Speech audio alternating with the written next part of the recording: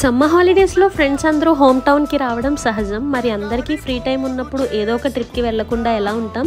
Yes, let's go to Rampa and Maredumilli. Rampachodavaram వెళ్లే దారిలో సీతపల్లి దగ్గర ఒక టెంపుల్ ఉంటుంది.